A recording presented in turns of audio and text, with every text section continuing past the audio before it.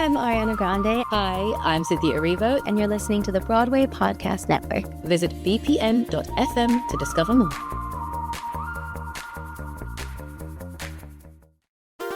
There's a cat over here. There's a cat over there. And the wrong one died. And the wrong one died.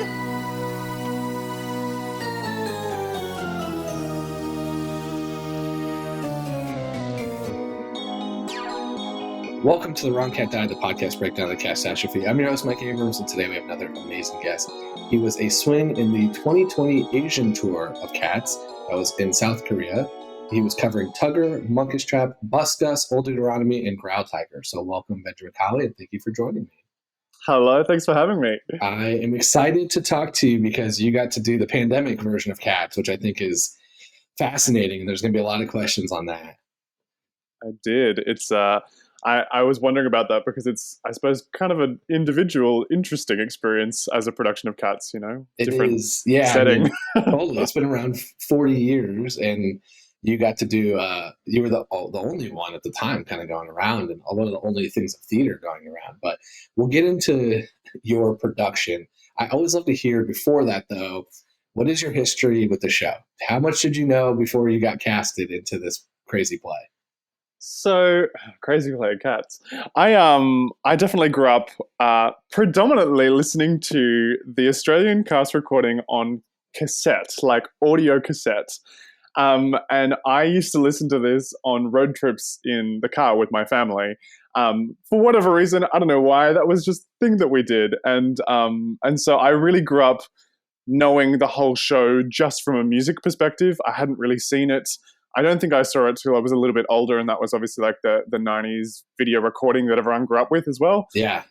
Yeah, and then I don't think I actually ever saw a production until the sort of 2016 rehashed version with the Street Tugger and all that sort of thing, and I was like, oh wow, this is not what I expected.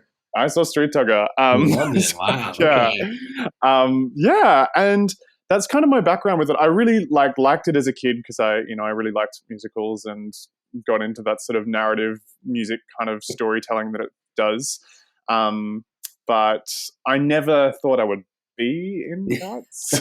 It was never a show that was on my radar. Yeah. Yeah, so, no one ever thinks they're going to be in Cats.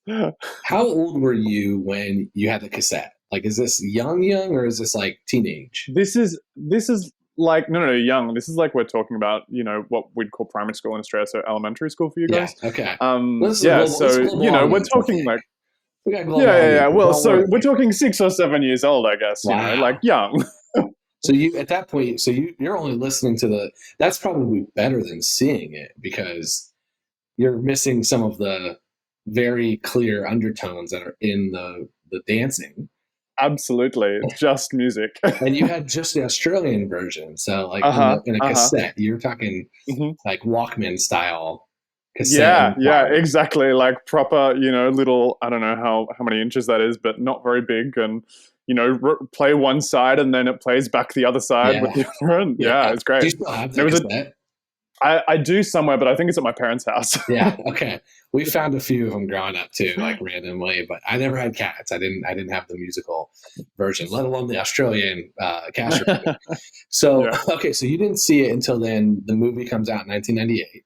That was when the recorded production of it came out. And then you said the first time you saw it like live was the London revival that had the Street Tugger. Correct. So as someone who listened to the cast recording over and over and over again, how angry were you at Street Tugger?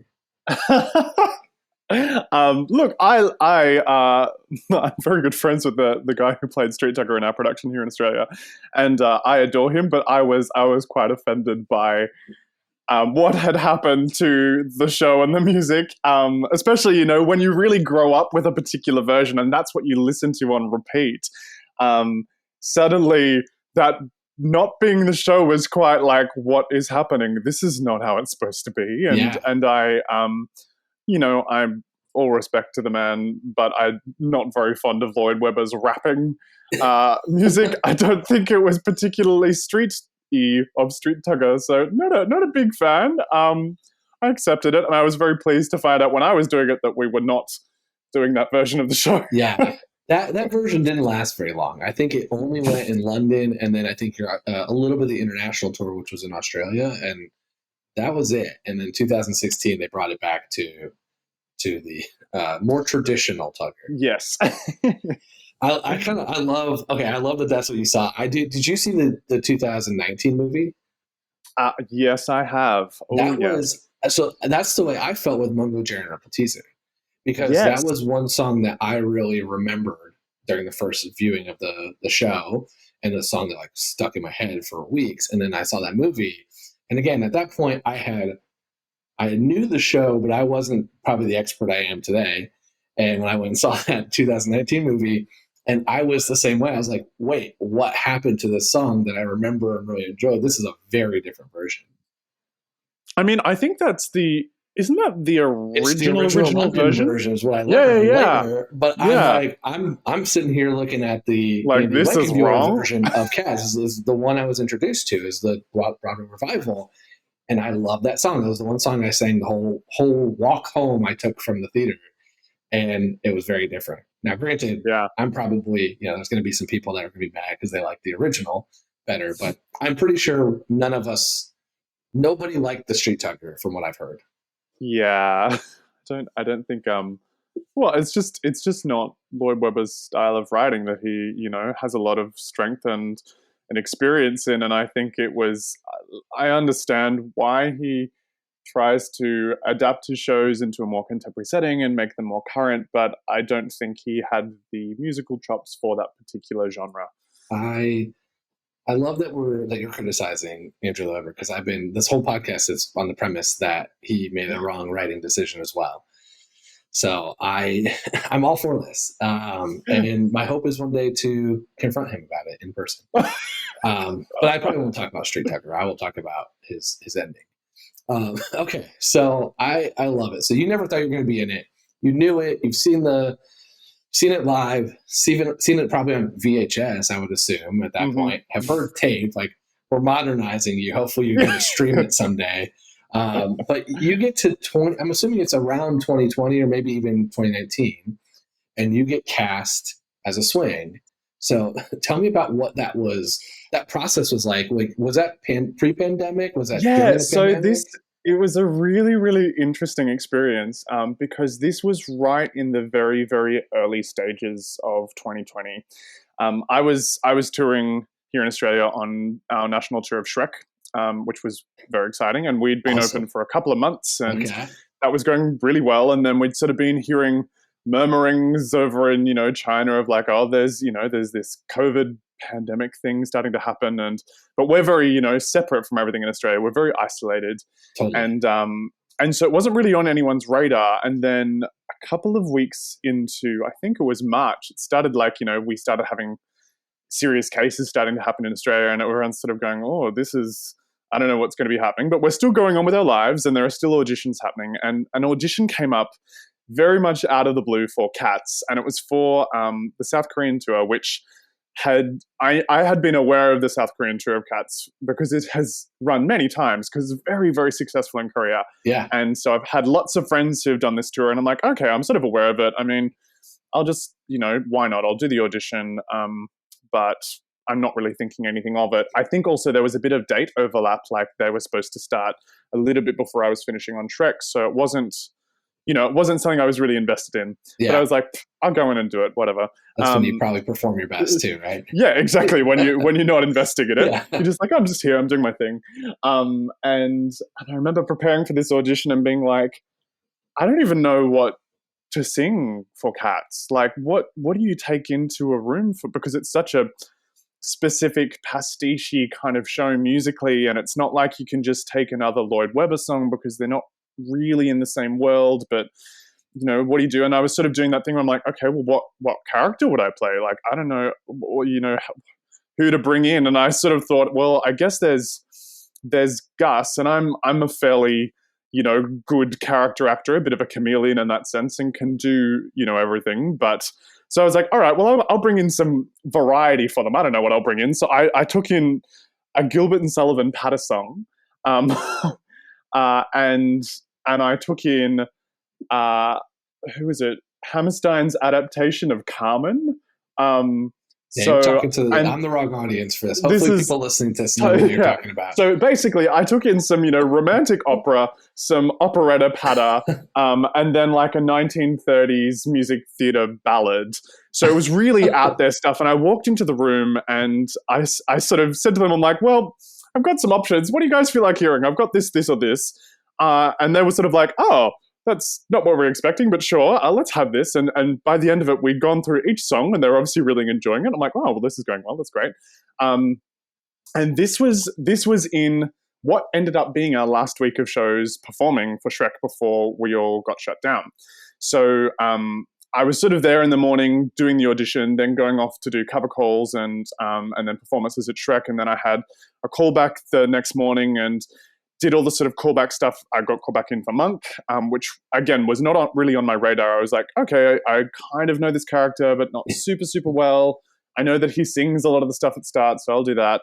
And I went back in and did all the Monk material and the wonderful Kristen Blodgett, who is very revered on this production and has worked on Cats many, many times and is just an incredible human being. She sort of had this glint in her eye right before I finished, and she was like, "Could you just sing this for me?" And she pulls out the Duke solo at the end of A Dressing of Cats, and it was sort of like, "Oh, this is a real curveball. I don't know what we're doing here, but sure." And so I sang some Dude, and she was quite pleased, and then that was sort of it. I went back to Shrek that weekend. The whole country shut down, like all of the shows all closed, and Cats didn't get to finish running their auditions. They were supposed to go from Melbourne to Sydney, but they, everyone ended up going back to their respective countries and just getting the hell out as COVID really set in, and that was it. And I was like, well, I guess that production is never going to happen, and that's fine because we're all in lockdown, and I'm finally having a break for the first time in my life. Which was actually quite nice. And then a month into the sort of, real lockdown period at the start of COVID, I got this email from Cats being like, hey, we're still going ahead in South Korea. Would you, are you interested in coming and doing the show? And I was like, what? I'm like, what do you mean you're going ahead with a production in another country? And so of course, we had nothing going on and everything was locked down, and I was like, of course I'm interested. And then I spoke to some friends who'd done the show previously, and they said, well, if they're looking at you for a swing, just check if they want you to sing Tugger as well, because the person who normally does that track also covers Tugger, and I hadn't done any Tugger material. Tugger is like the furthest thing from me possible. I'm very, now knowing the show really well, I'm very much a Munkustrap. Yeah. I'm, very much I like things to be in order.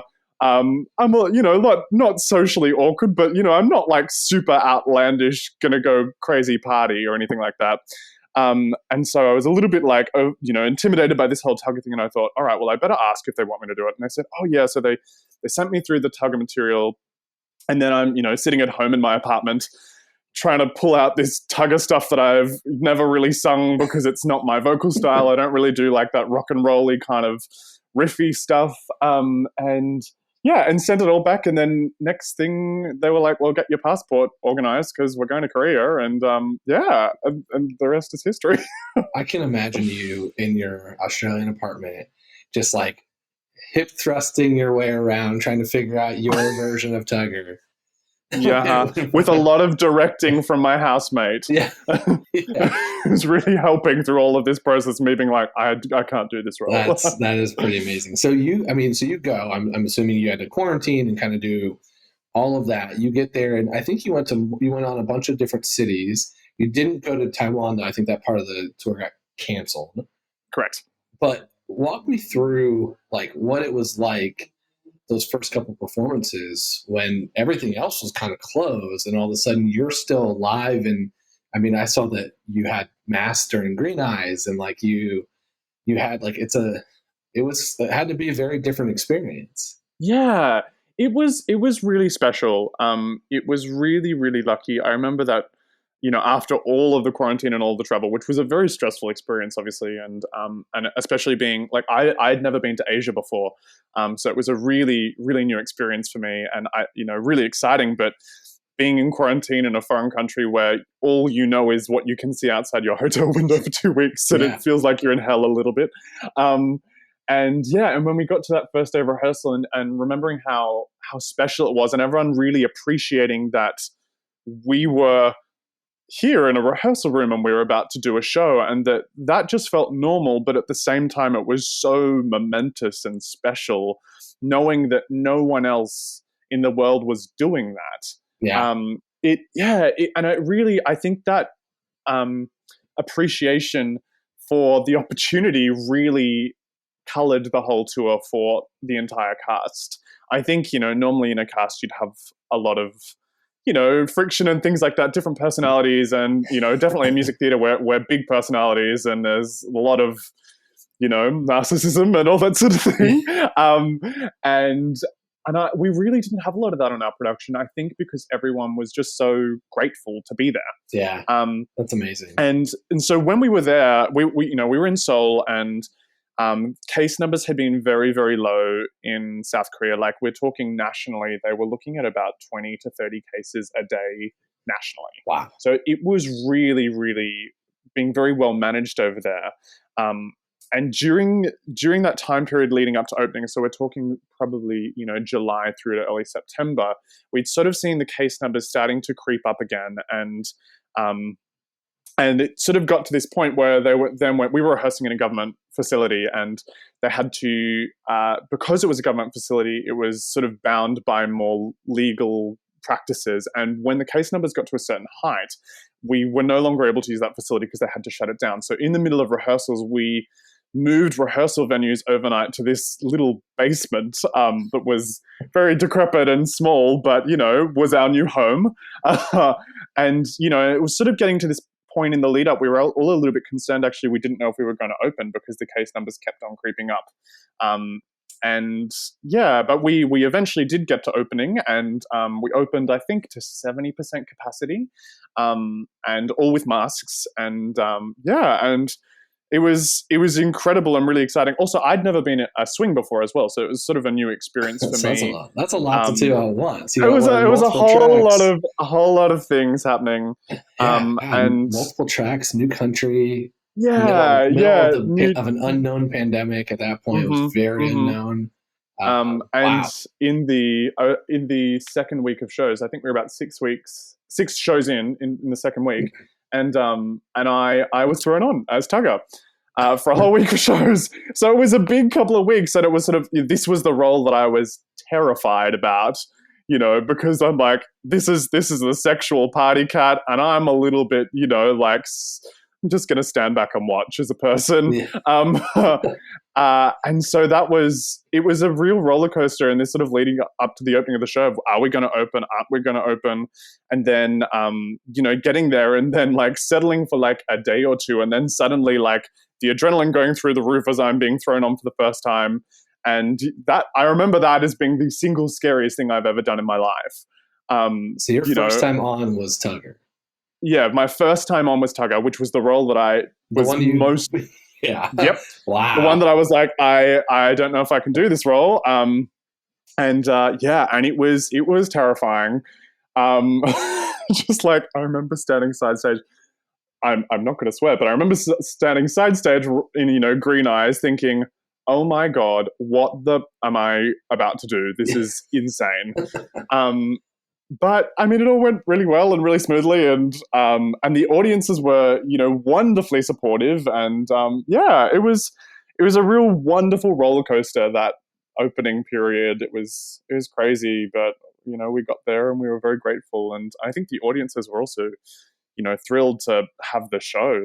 It was really special, and I won't forget that. It's got to be a sense of normalcy, which is a weird thing to say about cats, but it had to be a sense of normalcy of going to theater and being out in public. So I got a couple and in a weird questions. way, it didn't. Go ahead. Well, I was just going to say, in a weird way, it did feel normal, which was, I think, the most special thing of all. It was just this. Yeah, it was special, but at the same time, this is just, this is life as I know it. And being able to experience that in 2020 was kind of insane. Yeah, which most people did not experience normal life in 2020.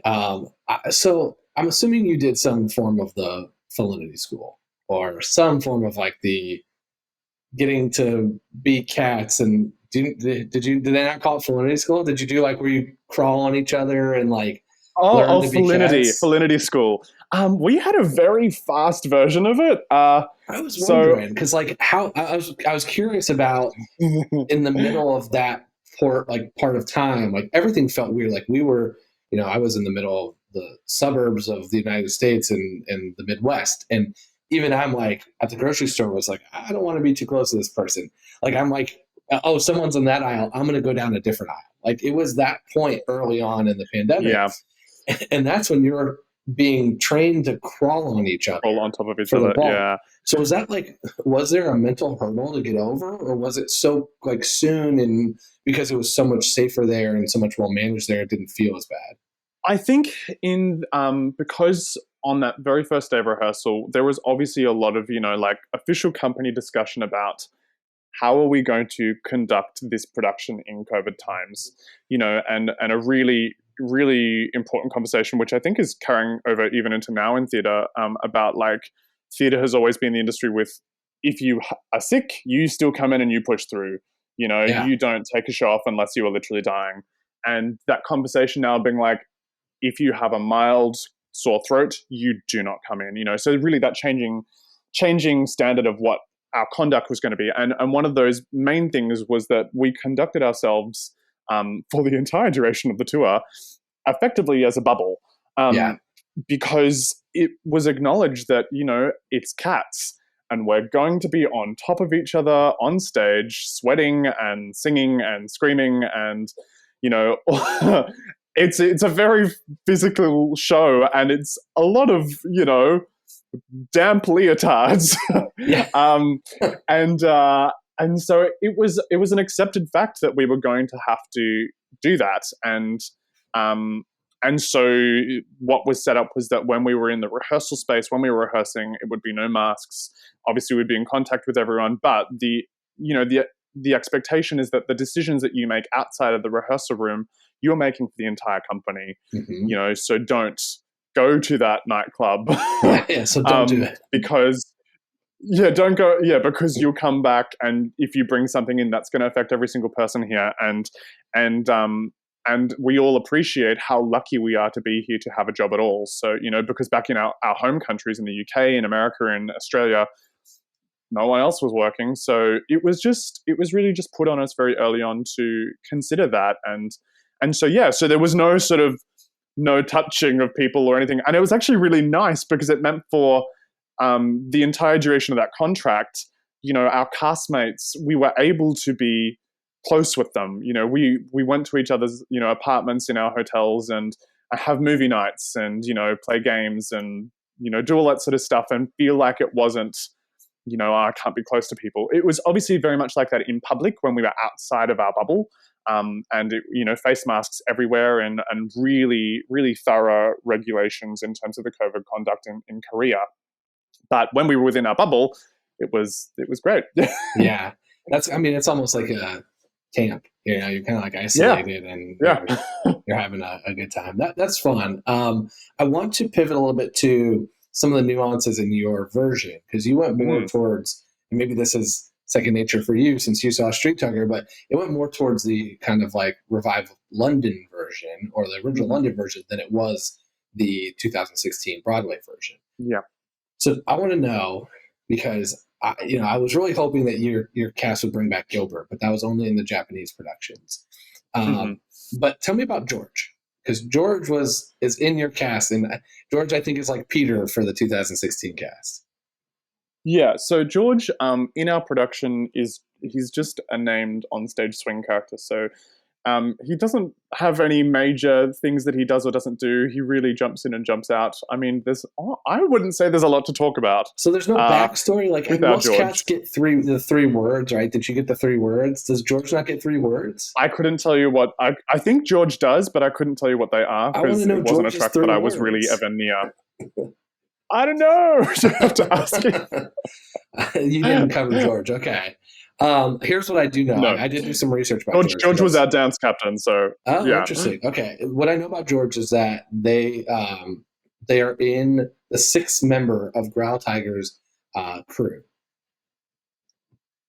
Nope, and that not in they're our always production. grinning. That was the only 2 things I could find about George. Fascinating. Okay. I don't know about either of those things.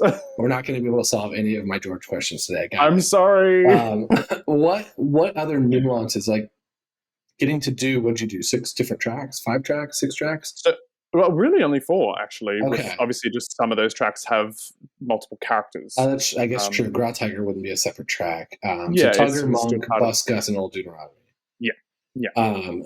What, like, how did you prepare, first time being a swing, to switch back and forth between different personality types? And I mean, and this is a wide range of personality types. Yeah, it's a wide range. I mean, I very much, because so much of the show is music, I made sure I had the music all down first. That was the biggest thing.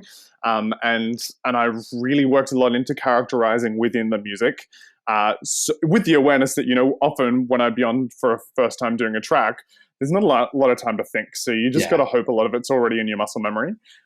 So I, made very clear distinctions between them vocally, I suppose, first was the big thing. Yeah. Kick back that cassette tape. Exactly. And probably a lot of influence from that cassette tape as well. So that was probably the big thing. And then obviously physicality is the really big one, because so much of the work in Cats is done by the costuming and the makeup and the wigs, even to the degree that when you have swings and covers on and you're backstage, you kind of think they're different people sometimes, because you see the costume and you start to identify the costume and the makeup with a person, and you forget that actually it's someone else under there. Yeah. So really the 2 big things were vocal changes and physicality that I really worked on, and making those different. And I think with Tugger was the biggest journey for me. I really had to find a new part of myself that I had never accessed before. And actually, I'm really grateful for having done it, because I think it's brought out a different freedom for me as well. By the end of the tour, it was actually my favorite track from the start of the tour, when it was the one that I was like dreading. Yeah. Who do you think you channeled for Tugger most? Any rock stars? I wouldn't say there's a particular person, to be completely honest with you, but there was definitely an element with my Tugger of, is he... playing into that fluidity and promiscuity, and I was particularly close outside of performing to our Mistopheles, which him lines and I were up very good great for the friends, fan fiction. which lined up really well for the fan fiction. And we actually every time, because I went on probably most for Tugger out of all of my tracks. That's the way it works. The one that you're most fearful of is the one that is the one you do. And so it ended up being quite a thing that we really lent into that Tugophiles kind of fantasy that would happen, and we definitely had a lot of fans enjoying that, and we got a lot of focused fan art on the 2 of us, and that would be gifted to us and things. So it was a lot of fun to play into that. But yeah, it was really enjoyable, and I'm really glad I got to find that outgoing-y kind of fun devil may care personality to myself in it. It's gonna be fun as a performer to learn and like pull a different thing out, even if it is a challenge or not something you think, to like get to experience that. I think as a swing too, that's one of the really delightful things about being a swing, is because you are getting cast as things that you wouldn't normally be cast in. For me, it was very much, I clearly fit a Munkustrap, I clearly fit a Gus. Deuteronomy, I'm more than capable of singing that if we absolutely had to. And just check in Tugger, because if he's there doing the other 3, just put Tugger on, So something that I know I would never actually get cast in, but then I got to actually play that role quite a lot. And that was a really wonderful experience and opportunity for me to do something that I didn't feel was very me, but because I think in drama school, that you're really encouraged to extend yourself and play things that aren't you, because they're trying to break down what your inhibitions are and make you comfortable doing things. But then once you graduate, it really goes back into, now what's your type? You play your type, Yeah. So it was really nice, being a swing, getting to play things that I really don't feel I would normally get to play, and getting to really find that and enjoy that. I love it. I want to do one more kind of plot question. I think, I know I've dug a lot into the story, and so I feel like I was, most of my non-George, non-Gilbert questions answered. But I do think like you did get to go during the pandemic. I'm sure there are people that saw it for the first time. I'm sure for most of the people, it's not going to be their primary language, and it is in English. How would you describe it to somebody, the story of Cats, to someone who's never seen it and is coming to see it for the first time? I would say ultimately it is a story about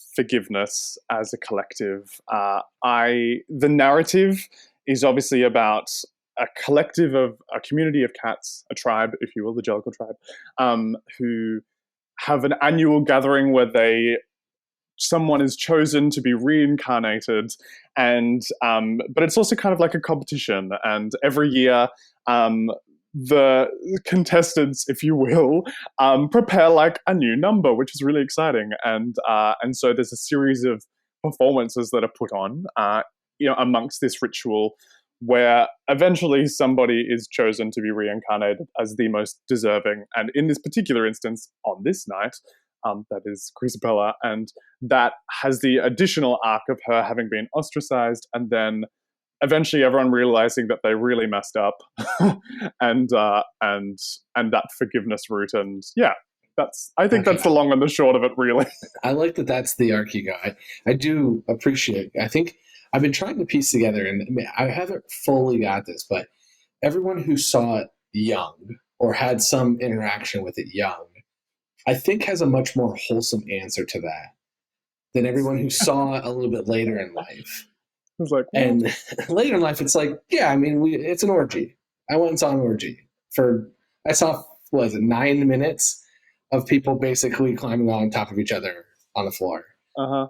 And there's a lot of other stuff with, as you already alluded to, a fluid character that may or may not be with this character or with that character. And that's what, to me, makes the show fun, because as someone who likes to pick apart writing, there's a lot of open answers and unanswered questions.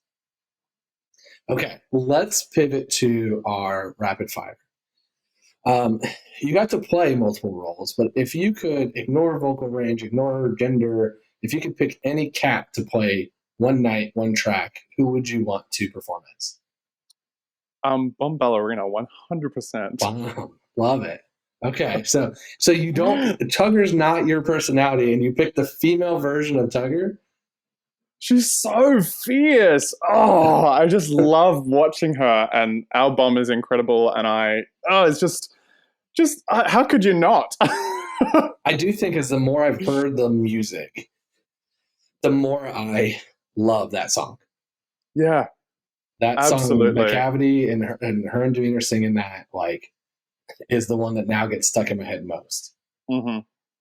Okay. Who are your favorite and least favorite cats? Remove actors and actresses from this.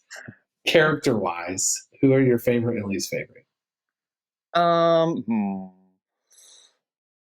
actually am not very fond of Monk. And this is someone who identifies most closely with Monk and played Monk a lot. But I just, every time I did it and we get to the procession line where, Grisabella comes and sees everyone at the end, I just really feel like he's the asshole of the group, everyone else has differing degrees of, how much they do or don't dislike her. But with Munkustrap, like, he's so black and white,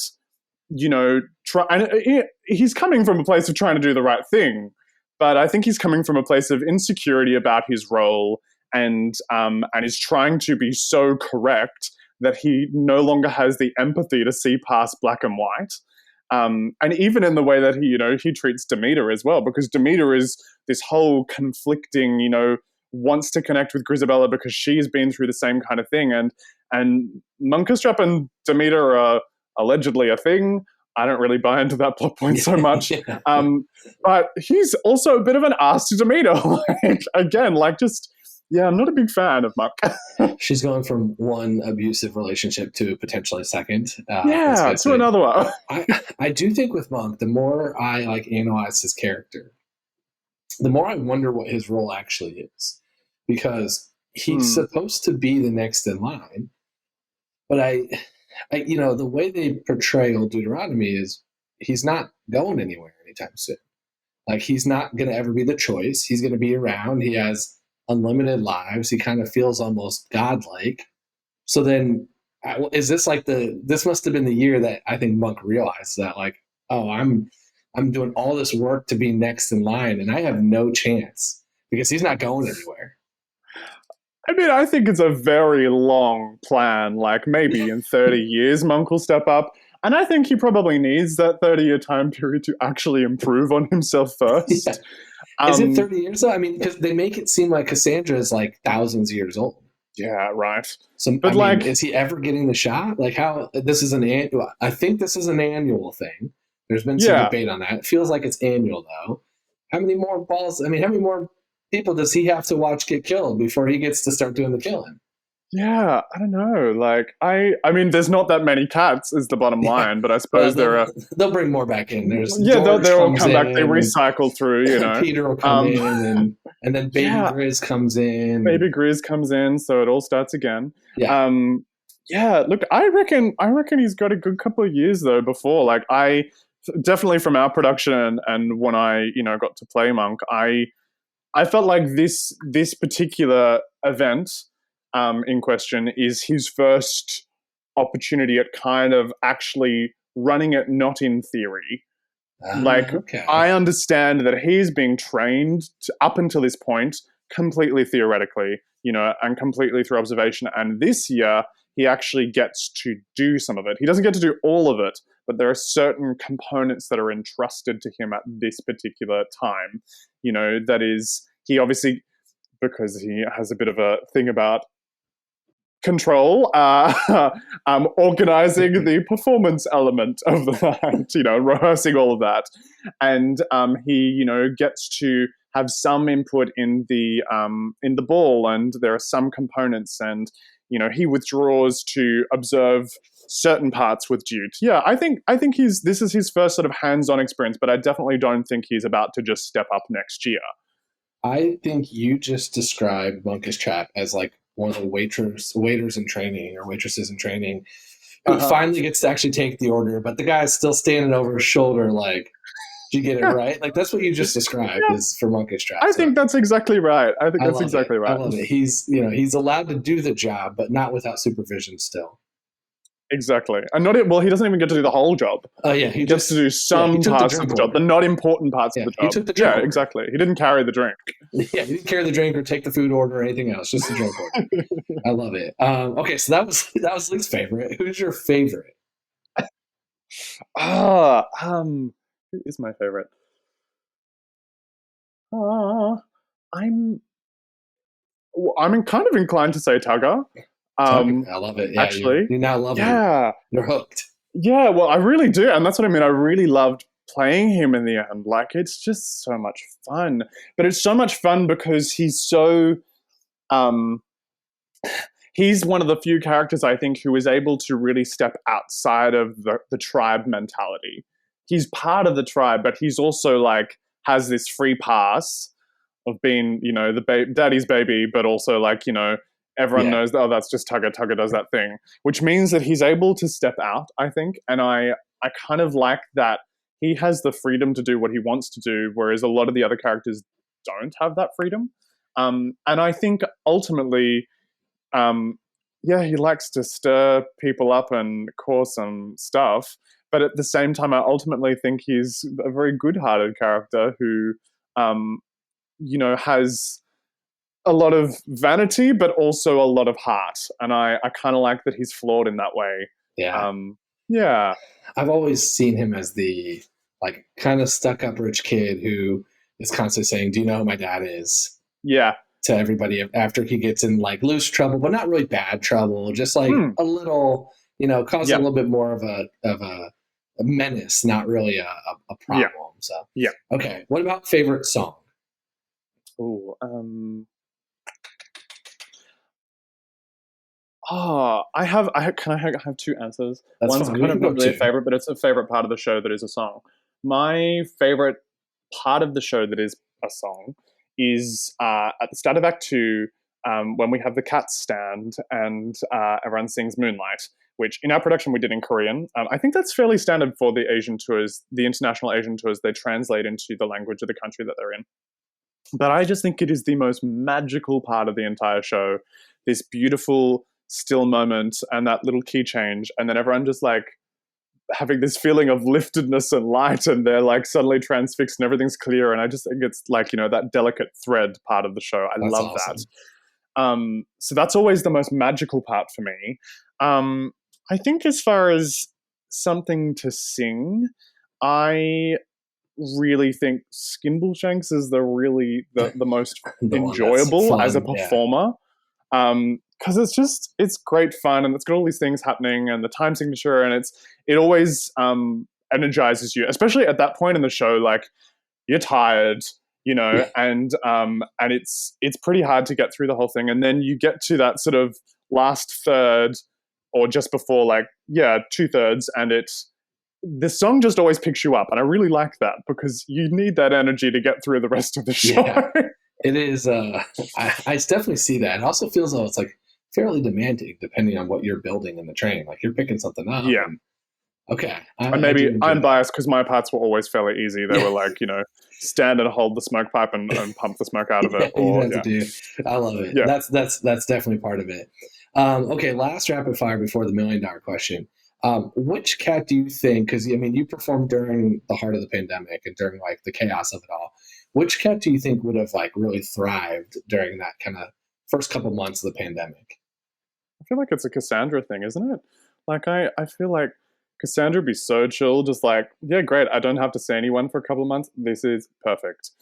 Just very comfortably doing their self-care at home, just getting to catch up on things that they've wanted to do but have been a little occupied for. I think Cassandra would really thrive in a lockdown. It's a great answer. Yeah. I still think the answers I've always thought of were, because I used to ask who would you want to be quarantined with, but I think Cassandra's there. I think one is someone, I forget who said this, I apologize to whoever made the actual reference, but Victoria would probably become a TikTok influencer. Like, just at home learning dances and being...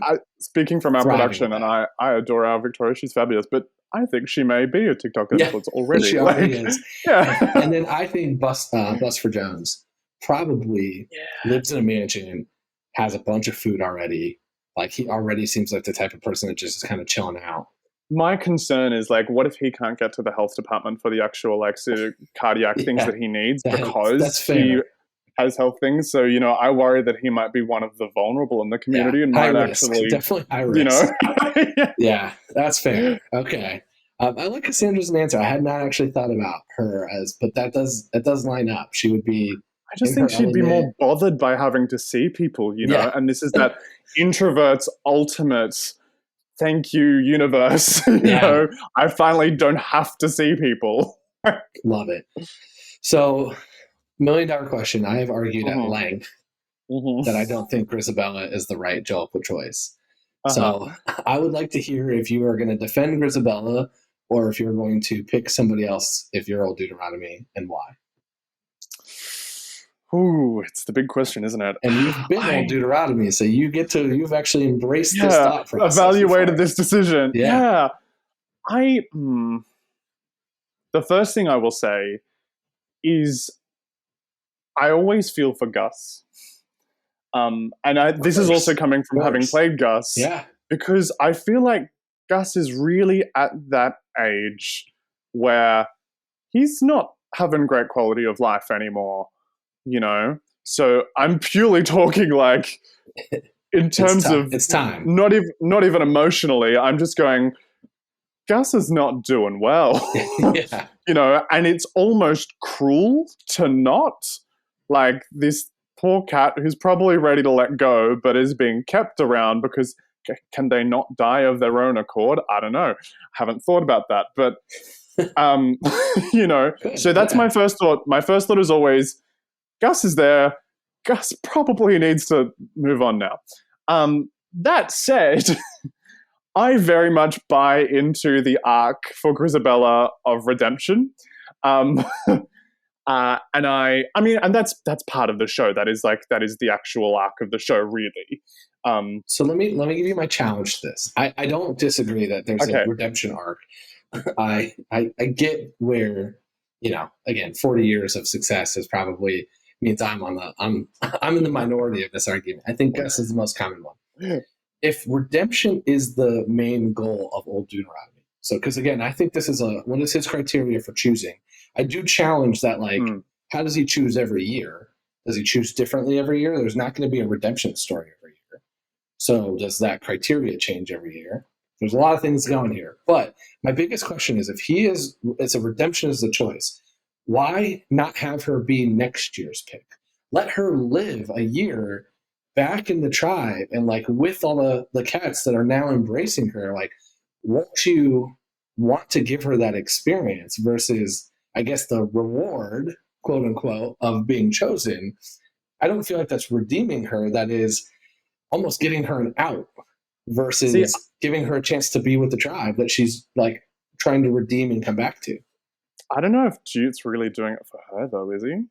This is the thing. I feel like, because I did have that thought. I went, oh well, she could live for a year and she'd be happier and blah blah blah blah blah, and I'm sure there'd be lots of lessons learned, from that experience. But I actually kind of wonder whether it's more of a learning on teaching opportunity for Jute in this moment, for the rest of the cats, rather than for Grisabella. Okay. Do you know what I mean? I do, and I've trust me, I've explored this at every single angle. I'm sure you have. It's funny. So again, I'll go back to, and this is why I love the debate of this, because I don't think there's a right or wrong answer. I mean, clearly there's a right answer because the show ends every night the same way. But if that is the case, then I take you to next year's ball. Mm-hmm. Does he need to teach a lesson again next year, or does he just pick us? I think that can change.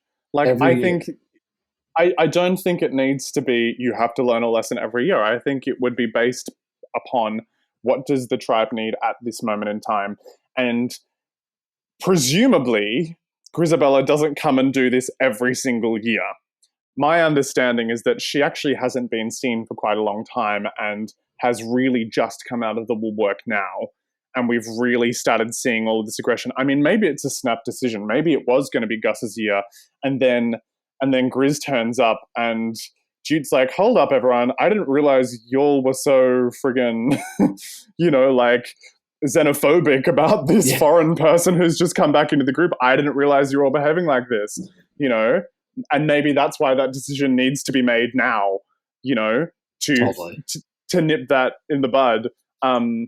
I think that's my gut feeling, is that it's actually based upon the necessity to teach all of the cats, particularly Munkustrap, just going to throw that name out there, the really problematic one in the group, to be more open-hearted about their, what is effectively their family who they've ostracized. Yeah. I think if you deal with that issue, then you're going to have a better year after anyway, rather than, it could be, I'm thinking as a politician here then, it could be a worse decision to keep her around for a year, undo that initial hard work of, oh, look, we're all forgiving and redeeming, and then discovering that there are actually a lot of problems because this person has lived separately, and, and start having hierarchy problems and, what's Jenny Anydot's going to think? That's going to be a friggin' nightmare.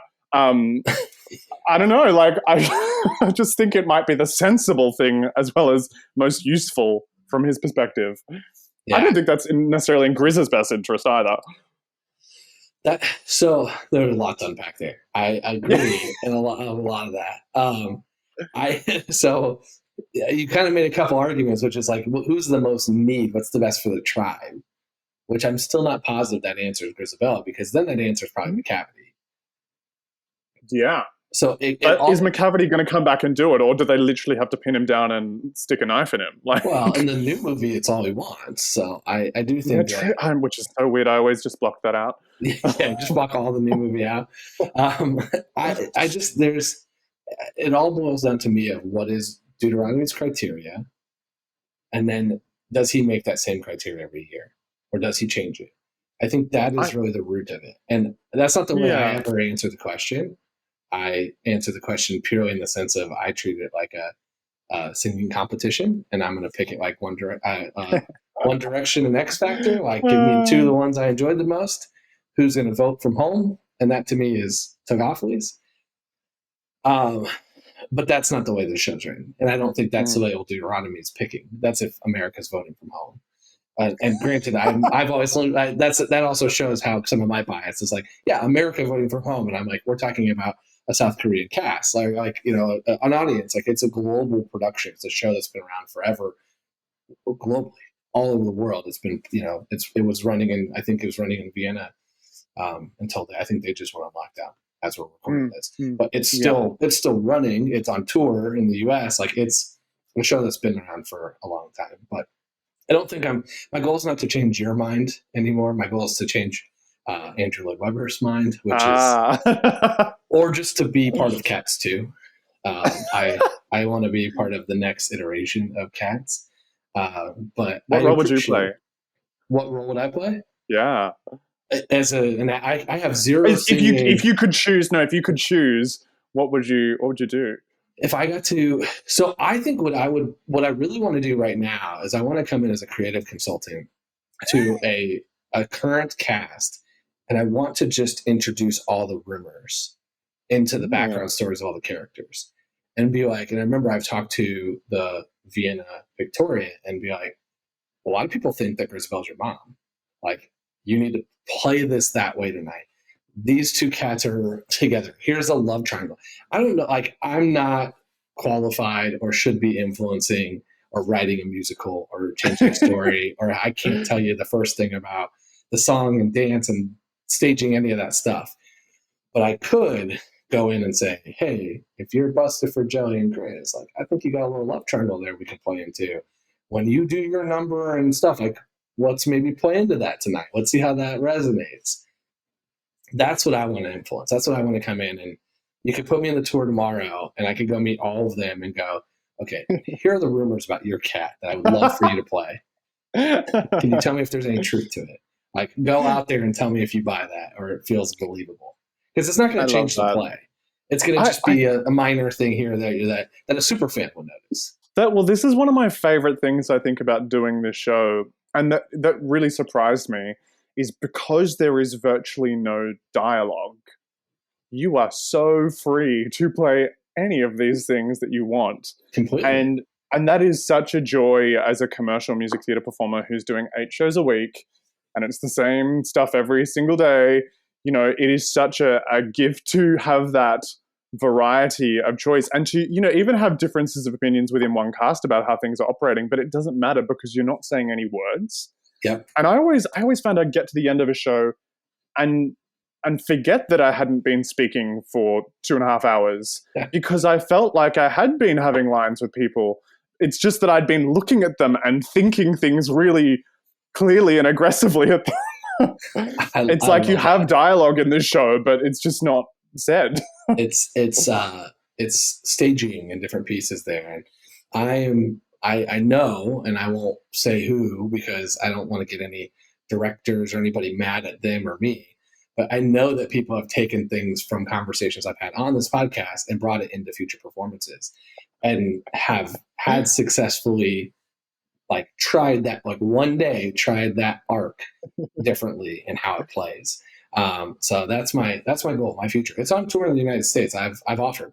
I've not been I love that. I think that's a wonderful, wonderful career path. I think lots of productions would get a lot of benefit out of that. But the problem is I only know Cats. I don't know about any other musical. I mean, I've seen plenty of other ones, but I just don't know enough about let me tell you all the stuff. So I have a very niche market and a very niche skill set that is, thankfully, it's been around. It's been 40 years. So I was going to say, it's also a show that never ends. It's Cats now and forever. You'd never be out of work. I could be, creative consultant on Cats' tours globally. Fly me in and let me tell you the Cats Bible. Well, the problem is it's my version of it. I know there are people who actually have a Cats Bible. I'm going to tell you my crazy made-up theories by watching it on YouTube.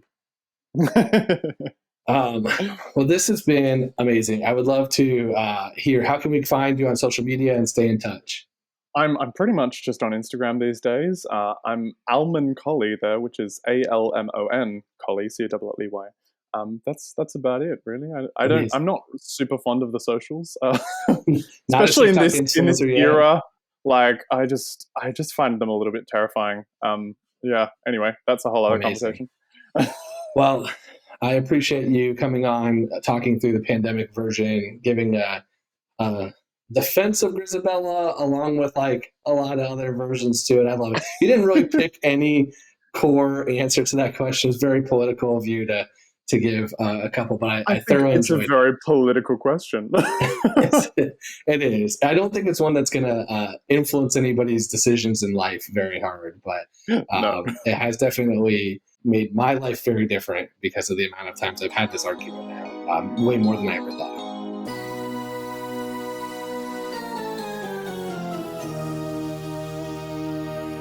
But I appreciate you coming on, so thank you for being here, and thanks everyone else for listening to this episode of The Wrong Cat Died, the podcast breakdown of the catastrophe. To follow along, you can subscribe on Apple Podcasts, Spotify, Stitcher, or anywhere else you listen to podcasts. Follow us on Twitter and Instagram at The Wrong Cat Died, or check out our website, thewrongcatdied.com.